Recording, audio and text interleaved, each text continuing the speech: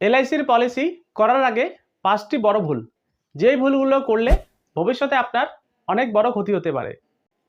আজকের এই ভিডিওতে আমরা আলোচনা করতে চলেছি, আপনি যদি এলআইসির নতুন পলিসি নেওয়ার কথা ভাবছেন, তাহলে এই ভিডিওটি শেষ পর্যন্ত দেখুন।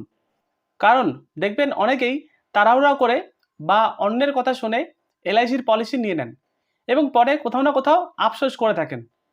আজ আমি আপনাদেরকে বলবো, এলআইসি পলিসি নেওয়ার আগে যে 5টি ভুল সবচেয়ে মানুষ কিন্তু করে থাকেন এবং কিভাবে আপনি সেই ভুলগুলো থেকে এড়াতে পারবেন। আপনারা একটু ভেবে দেখুন যে যখন আপনি এলআইসির একটি পলিসি নেওয়ার কথা ভাবছিলেন অথবা যখন নিচ্ছিলেন নতুন একটি এলআইসির পলিসি, সে সময় কোথাও না কোথাও তাড়াহুড়া করে অথবা অন্যের কথা শুনে কিন্তু আমরা এলআইসির পলিসিটি নিয়ে নিই এবং পরে গিয়ে সেটা কিন্তু আফসোস করি। তো এই আফসোসটি যাতে আমাদেরকে না করতে হয়, তার জন্য আপনাকে এলআইসির পলিসি নেওয়ার আগে এই 5টি ভুল সবসময় মাথায় রাখতে হবে। যদি আপনি এই 5টি ভুল সবসময় মাথায় রাখেন, তাহলে কিন্তু আপনি একটি ভালো এলআইসির পলিসি আপনার জন্য বেছে নিতে পারবেন। তো চলুন দেখে নেওয়া যাক ভুল নাম্বার 1। ভুল নাম্বার 1-এ কি বলছে? নিজের প্রয়োজন না বুঝে এলআইসির পলিসি নেওয়া উচিত নয়। সবচেয়ে বড় ভুল হলো আমরা কিন্তু অন্যজনকে এলআইসির পলিসি করতে দেখি এবং নিজেও একটি এলআইসির পলিসি নিয়ে নিই।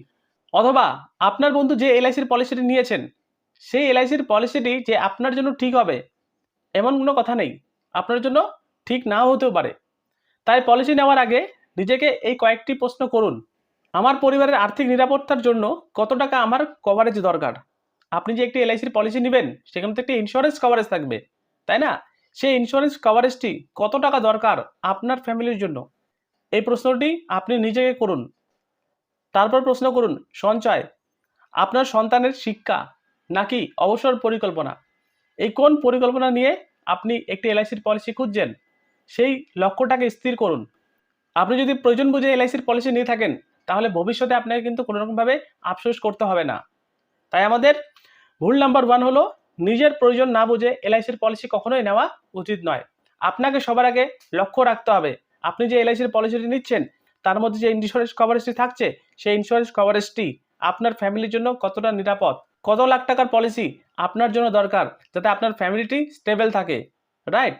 এর সাথে সাথে আপনার সন্তানের শিক্ষা, আপনি ধরেন হায়ার এডুকেশনের জন্য একটি এলআইসির পলিসি নিচ্ছেন, আপনি এমন একটি পলিসি নিচ্ছেন যেখানে আপনার গোলটি অ্যাচিভই হবে না, তাই না?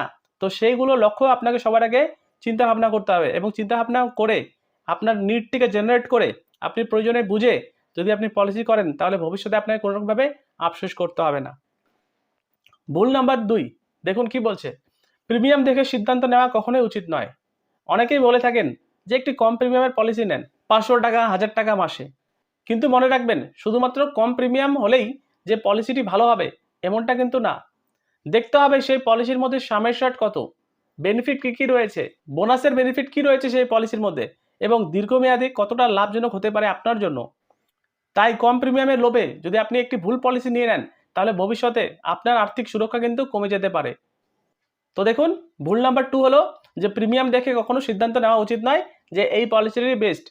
আপনাকে সবার আগে আপনার নিড জেনারেট করতে হবে, তারপর আপনাকে প্রিমিয়াম জমা করতে হবে সেই নিডটি অ্যাচিভ করার জন্য। ভুল নাম্বার 3, পলিসির টার্ম অ্যান্ড কন্ডিশন না পড়া। অনেকেই রয়েছে যে প্রপোজাল ফর্ম ফিল আপ না করেই ডাইরেক্ট সাইন করে দেয়। আমরা রয়েছি না, যেমন দেখবেন আপনি যে এলআইসির পলিসিটা নিয়েছেন, সেখানে একটি প্রপোজাল ফর্মে আপনাকে সাইন করা হয়েছিল, তাই না? সেই প্রপোজাল ফর্মে আপনি কি টার্ম অ্যান্ড কন্ডিশন পড়েছেন? না পড়েই সাইন করে দিয়েছেন। তাই পলিসি নেওয়ার আগে আপনাকে অবশ্যই জেনে নিতে হবে সেই পলিসির মধ্যে ওয়েটিং পিরিয়ড কি রয়েছে, কোন কোন এক্সক্লুশন রয়েছে, লোন ফ্যাসিলিটি অ্যাভেলেবেল রয়েছে কিনা, সারেন্ডার ভ্যালুর রুলস কি রয়েছে এবং ক্লেম প্রসেস কিভাবে করা হবে, এই সব কিছু বুঝেই কিন্তু সই করতে হবে আপনাকে। অনেকে আবার এমনটা বলে থাকেন যে আমি পলিসিটি করেছি 20 বছরের জন্য, 3 বছর পর পলিসিটি যখন সারেন্ডার করতে যাচ্ছি, সে সময় ভ্যালুয়েশনটা কেন কম পাচ্ছি, তাই না? তাই এগুলো হলো পলিসির টার্ম অ্যান্ড কন্ডিশন। এই টার্ম অ্যান্ড কন্ডিশন কিন্তু আপনাকে বুঝে শুনেই সই করতে হবে। ভুল নাম্বার 4, দেখুন কি বলছে, ইনকাম অথবা হেলথ ইনফরমেশন লুকানো। কিছু মানুষ ভেবে থাকেন যে এই তথ্যটা যদি আমি না বলি, তাহলে আমার পলিসিটি কিন্তু ইজিলি পাস হয়ে যাবে, তাই না? কিন্তু ভুল তথ্য দিলে ভবিষ্যতে আপনার ক্লেমেরও সমস্যা হতে পারে। তাই সবসময় আপনার সঠিক ইনকাম দিবেন, সঠিক অকুপেশন দিবেন, আপনি কি কাজ করেন। যেমন ধরুন আপনি যদি ড্রাইভার হন, তাহলে আপনার রিস্ক কভারেজটি কিন্তু বেশি থাকবে। আপনার সঠিক হেলথ হিস্ট্রি দিবেন।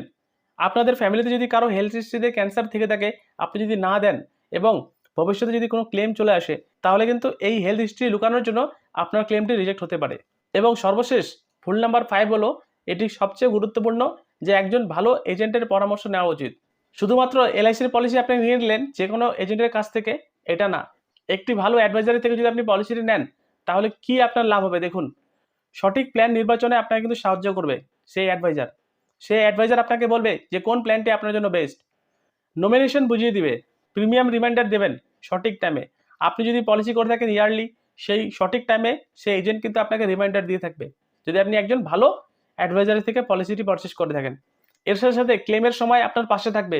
যদি আপনার কিছু হয়ে যায় তাহলে আপনার অবর্তমানে আপনার নমিনির পাশে থাকবে এই আপনার একজন ভালো অ্যাডভাইজার বা ভালো এজেন্ট বন্ধু। এর সাথে সাথে আপনার পলিসি যখন ম্যাচুরিটি হবে সে সময় সম্পূর্ণভাবে আপনাকে সাহায্য করবে সেই ম্যাচুরিটি দিতে পাইয়ে দেওয়ার। তাই শুধুমাত্র প্রিমিয়াম নয়, একজন বিশ্বস্ত অ্যাডভাইজার বেছে নেবেন। তো এটি হলো আমাদের ভুল নাম্বার 5 এবং মোস্টলি ইম্পর্টেন্ট। যখন আপনি এলআইসির পলিসি নেবেন সে সময় অতি অবশ্যই একজন ভালো অ্যাডভাইজারের পরামর্শ নিয়েই তার থেকেই পলিসিটি পারচেজ করার চেষ্টা করবেন। তাহলে বন্ধুরা, এই ভিডিও থেকে আমরা কি বুঝলাম, যে এলআইসি পলিসি নেওয়ার আগে এই 5টি ভুল কখনো করা যাবে না। নাম্বার 1 হলো নিজের প্রয়োজন না বুঝে এলআইসির পলিসি নেওয়া। আপনার প্রয়োজনই নেই সেই পলিসিটি, আপনি তাও নিয়ে নিলেন। একটা টাইমে গিয়ে কি হবে, আপনি আফসোস করবেন যে পলিসিটি বেকার নিয়েছি। নাম্বার 2, শুধুমাত্র প্রিমিয়াম দেখে সিদ্ধান্ত না নেওয়া। আপনার ধরেন পোটেনশিয়াল রয়েছে যে 1 কোটি টাকার সাম ইনস্যুরেন্স নেওয়ার পলিসির, কিন্তু আপনি নিয়েছেন 5 লক্ষ টাকা। তাহলে আপনি একটা টাইমের পরে গিয়ে ভাববেন যে এই পলিসিটি আমার জন্য ভালো না, পরে আফসোস করবেন। নাম্বার 3, টার্ম অ্যান্ড কন্ডিশন না পড়া। পলিসি করার সময় অতি অবশ্যই টার্ম অ্যান্ড কন্ডিশনগুলো দেখে নেবেন, কি কি বেনিফিট পাওয়া যাবে এই পলিসির মধ্যে, বোনাস কি পাওয়া যাবে, লোন ফ্যাসিলিটি অ্যাভেলেবেল রয়েছে কিনা, সারেন্ডার ভ্যালুর অপশন কি রয়েছে। এবং নাম্বার 4 হলো ভুল তথ্য দেওয়া।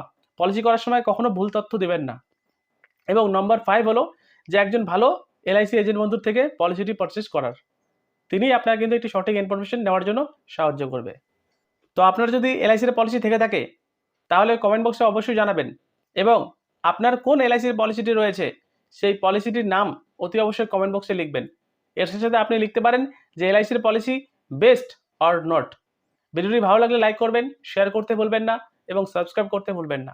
তো ততক্ষণের জন্য দেখতে থাকুন বেঙ্গলি ইন্স্যুরেন্স টেক। ধন্যবাদ, নমস্কার।